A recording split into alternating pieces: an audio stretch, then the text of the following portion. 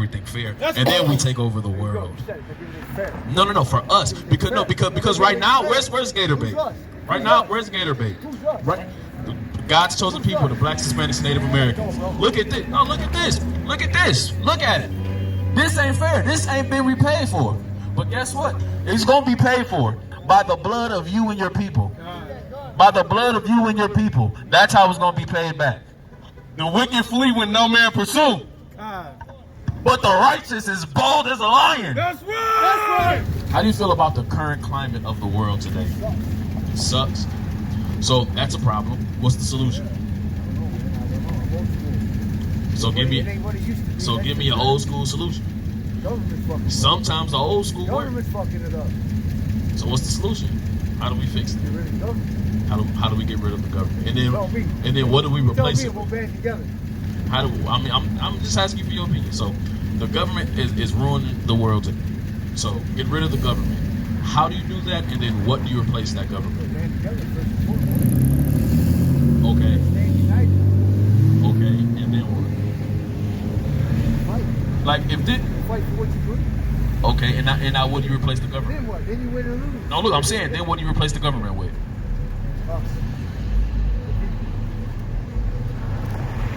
Isn't that what the government kind of is already, though? No, it's not. So what is it?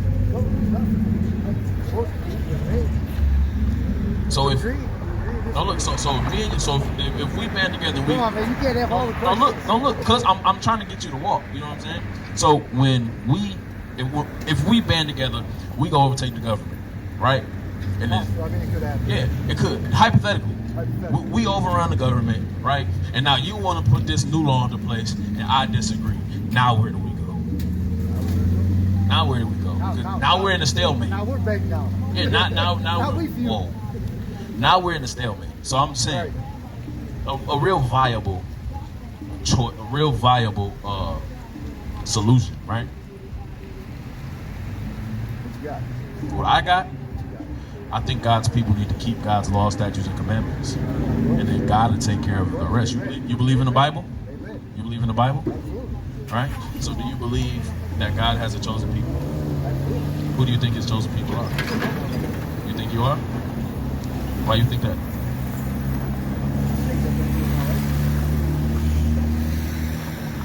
So, okay, so let me ask you this.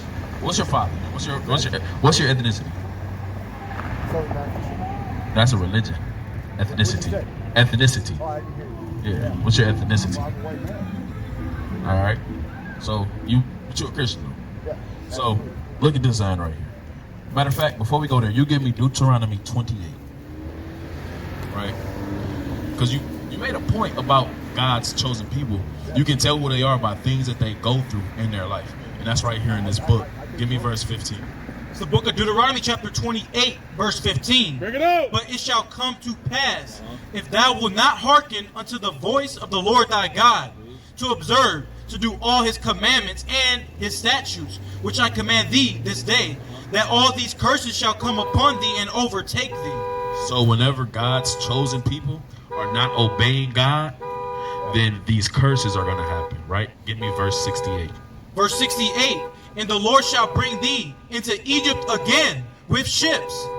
You familiar with the Bible? You said you're a Southern Baptist, so I know you know about Moses, the Exodus, right? So it said that the Lord will bring his chosen people into slavery, into Egypt again, with ships. So one of the conditions that God's chosen people would be going through, the things that would be happening in their life, one of them is slavery via slave ships, which we know that has only happened to one group of people in a majority. And that's the people on this side. Right? Now get me verse 54. Verse 54. So that the man that is tender among you and very delicate, his eye shall be evil toward his brother. Right? Having an evil eye towards your own people. Right? We in Braymore, we don't even got to really expound on that. We see it every single day. And not only in this neighborhood, but in neighborhoods across a bunch of different major cities in the world. Right? So that's happening again to one specific group of people, which is the people you see on this sign, so-called blacks, Hispanics, and Native Americans, who are the Israelites, who are God's chosen people, right? So everybody in this Bible has a biblical nationality that they go back to, even you. you go back to Jacob's twin brother, Esau, right? That would make you one of the Edomites, right? Finish 28. Go back to 68. Thou shalt see it no more again. And there, verse 68, and the Lord shall bring thee into Egypt again with ships, by the way whereof I spake unto thee. Thou shalt see it no more again. And there ye shall be sold unto your enemies for bondmen and bondwomen. And no. So when these people got off these slave ships, they were sold, right? And who were they sold to? So how can they be the enemy and also still be the people? Now we've run into another stalemate. We're in another dilemma right now, right? So it said that you be sold to your enemies for what? Bondmen and bondwomen. And no man shall buy you.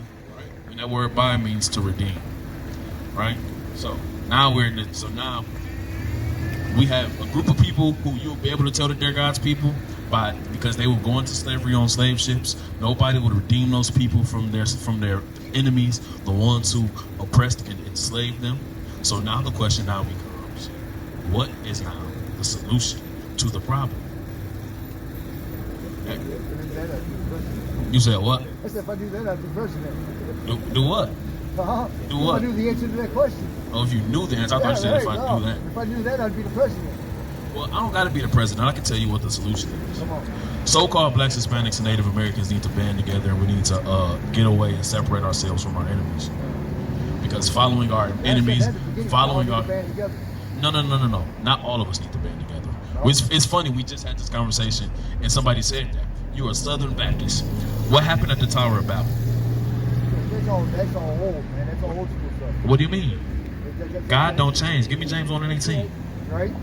Hey, right there. So if he hated it then, why would he be like, oh, okay, well, I know that was there. But God don't. You're right, don't. That's what a lot of people forget. It's the book of James chapter 1 verse 18. Of his own will begat he.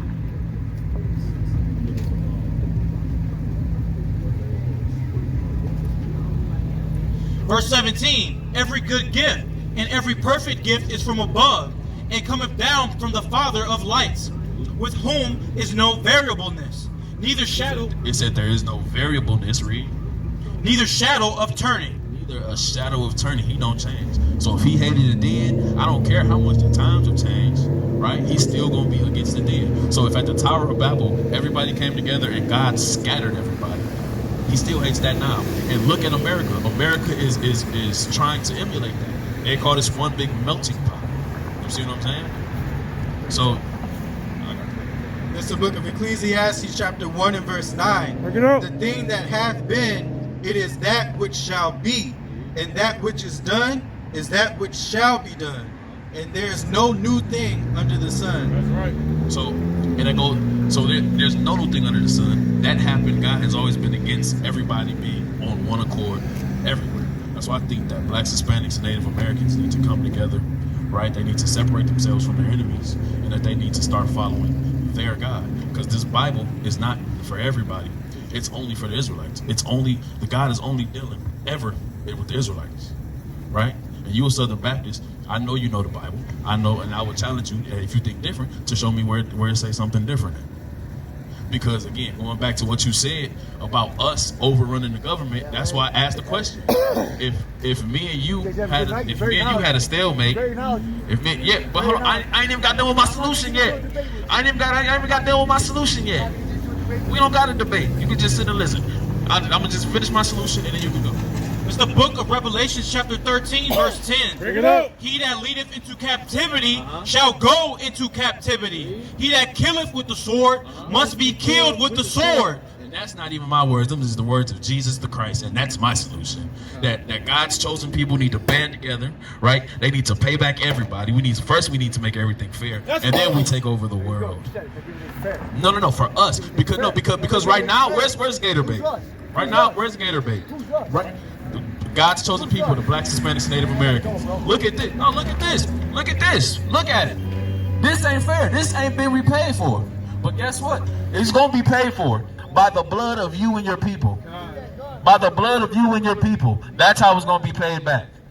The wicked flee when no man pursue. But the righteous is bold as a lion. That's right. That's right. Who Yeshua? Who Yeshua? Who Yeshua? And Mawafla Idawam.